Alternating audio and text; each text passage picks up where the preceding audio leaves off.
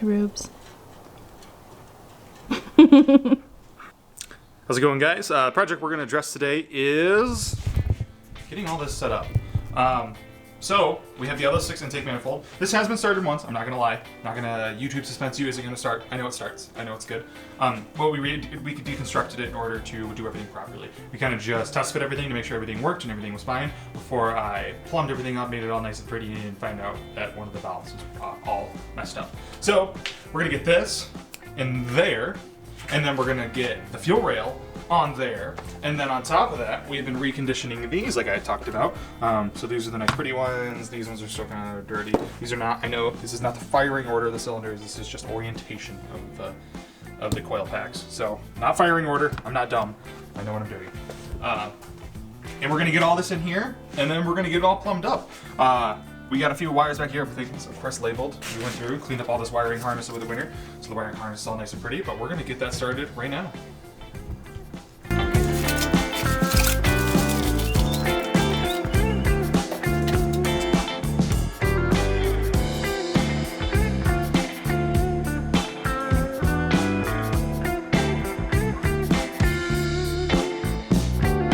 I have made the mistake of doing the back plumbing over the top of it. It's a little hard to see. Let me take you and I'll show you. That plumbing right there, this right here should be behind this, not in front of it.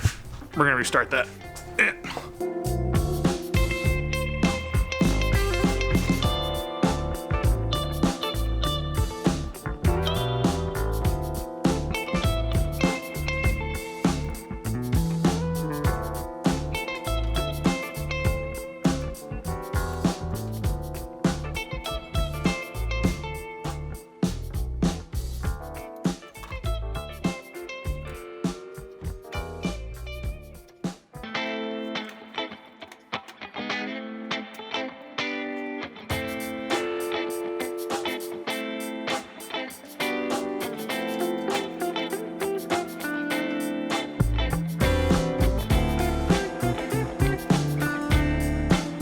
To take all these little boys and send them home.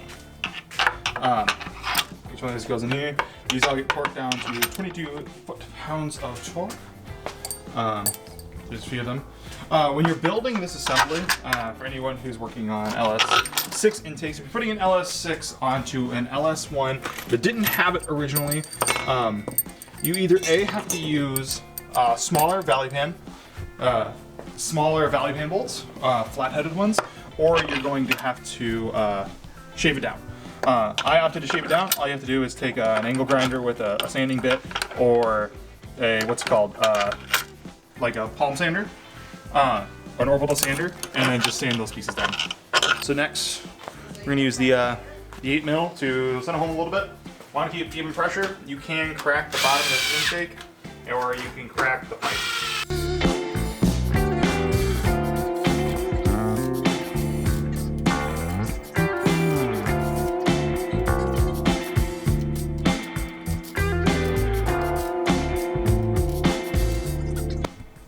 Now that this is on, it's nice and proper, LS1 intake, this is not drive-by-wire, this is a real robotic. We're gonna add on these clips. These clips just go back on. This really is not a wrong, I mean, obviously you can put them on the wrong way, but the way that they come from the factory, it's pretty hard to miss the location that they're gonna be going to. I marked them, I didn't mark them in the firing order, I marked them in the order that I put them in, which makes sense to me. 1, 2, 3, 4, 5, 6, 7, 8. Yeah, this is a LS6 though. It's a good upgrade. If you do the LS6 intake, I think people say it's good for like 15 horsepower, 20 horsepower. You can also get the Fast 92, which is very nice, but these can be had for like $200. And when you're going from an LS1 to an LS2, the way you can tell is that there is a print number right there. That number right there. This one is 125735. Shoot. 35. Bear with me. 72. And I know for sure that, oh, the firing order. That's where it's at. 187265443. Oh. this is worth the horsepower. If you're doing it on a budget, do this. If you're going for big power, then get the fast LS6 one. It also looks cool as the fast LS6 one. This is just the stock fuel rail. You can buy nice cool eBay ones that don't have this, like, you know, this crossover pipe right there, they're in the back. And then these are 42-pound injectors, which are nice as well. Next, we're gonna plumb up the fuel line, right there. And then we are going to hook up all these ones, and then do not forget the clips. I've done that before, don't forget the clips. They will come out and you will be scratching your head wondering why. It's because they backed out 1 millimeter and you're not firing on that cylinder anymore. I am not hooking the clips in right now just because this is just the lineup, so. I gotta pull this forward a little bit more. The harness is very tight in here. You can spin these injectors if you didn't know. They do move, so if you're having a little bit of clearance issue, or if you just like to tuck them in a little bit more. I prefer to tuck mine a little bit, so these are all gonna be kind of turned in ever so slightly. But yeah, that was something that I didn't realize till afterwards when I was making things forced to be fit, not knowing that it was very easy to just tuck it in. Come on. Let's start right there. Then you have a few other things. You have your IAT, you have your math, if you're running that, throttle position sensor, and then idle air sensor. And then there should be one for coolant right here. Yeah, coolant as well. Can't see that down there. There's 2 different coolant ports on your LS. You have a coolant port right here and a coolant port right there. If you don't know, LS heads are actually the same. You can flip them either way. So if the coolant's up front on here, that means it's gonna be in the back left corner here. So you don't have to buy any special, inline system for your tubing, anything like that. What you can do is you can, usually you plug that hole back there. You can actually take it for your inside gauge if you want an actual real coolant gauge. Not the one on your dash, or if you want an actual gauge like I have. I don't have a coolant temp one, I just have a dummy gauge in there, low high, and I want to know the actual temperature. So this one actually reads out to the board inside the car, while this one over here is going to my gauge inside the car.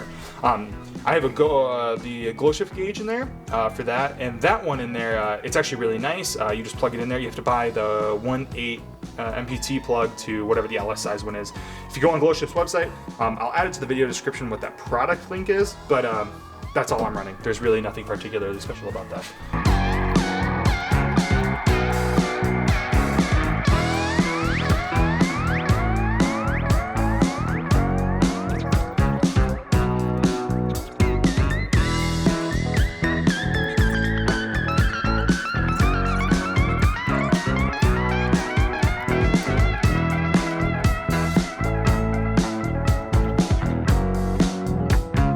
If you're not being careful, like I am, there's a little sensor back here.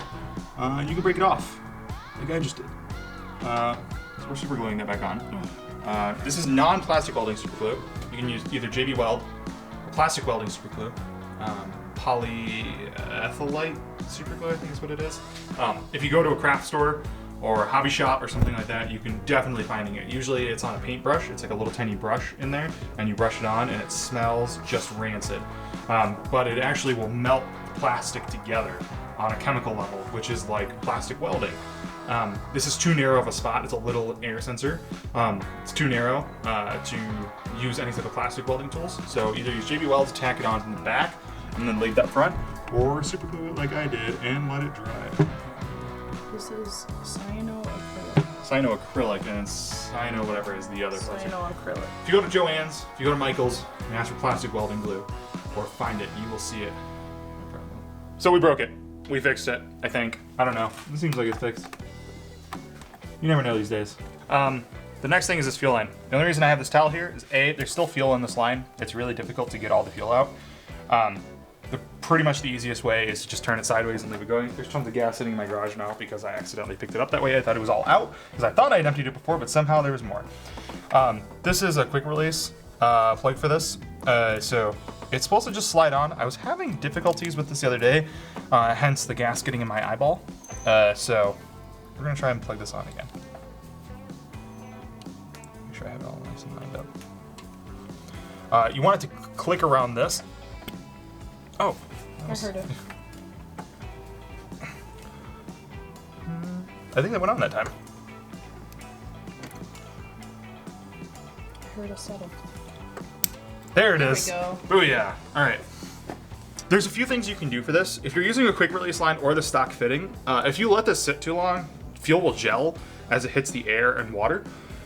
So what you can do is, clean it off, take some brake clean, polish it off, use a shop towel, whatever you have.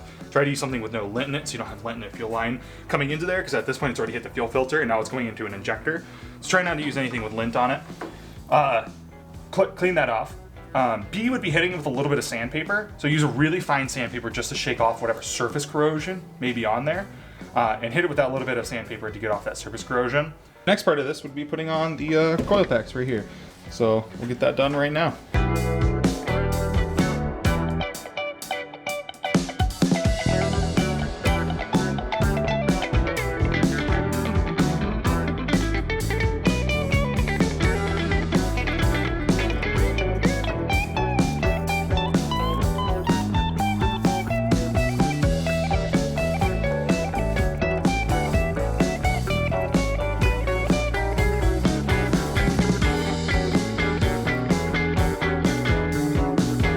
So now we're gonna put on our cables here. Slide them down so they rip on well there, and then just go to this. And you'll want to hear that click right there. So we reattached this bracket. I didn't bother showing it because it's just 2 bolts right here. I'm telling you this now, it'll save you so much effort. Rather than readjusting the throttle cable, I've seen people take this part off, which means you have to readjust your throttle position, which means you need to go in the car, someone needs to press on the gas pedal until it's sitting at idle, and then adjust the length of the throttle cable at that point. Just unscrew these 2 bolts. You're gonna have to use a wrench. You won't be able to use, but a ratcheting wrench. So that way you can just go like this and just quickly do it. Once that's done, all you have to do is pull up in the throttle like this, take the loop end of it like that, put it inside there. You don't want to Move your arm so you can show Yeah. her. It's right on the bottom there. You don't want to lose your finger, so careful. And boom. Throttle is now cabled. And once you do that, you adjust your throttle, get that back mounted, and it opens up and closes like so. You're done. Well, I'm done at least for right now. The next thing is we have to do is we're going to be setting up the radiator. We have to do that radiator mount for the front. We can test fit the Corvette intake, which means we'll have to cut this off up here. But overall, it's looking good. This is kind of hitting all the major points that we wanted to. That was a pretty good day today. We managed to get the heads on, or the head manifold gasket on, all the outcover stuff on, all the ignition stuff on. It could start like this. We could give it a crank right now and it would more than likely start. This is a speed density tune, so it doesn't really need the MAF or anything like that to work. But I think I'm gonna call it quits for the day. I haven't broken anything and I haven't done anything serious damage-wise. But that's it for today. Next week, I think we'll be starting and driving it and getting ready to... Thanks for watching, and see you guys next time.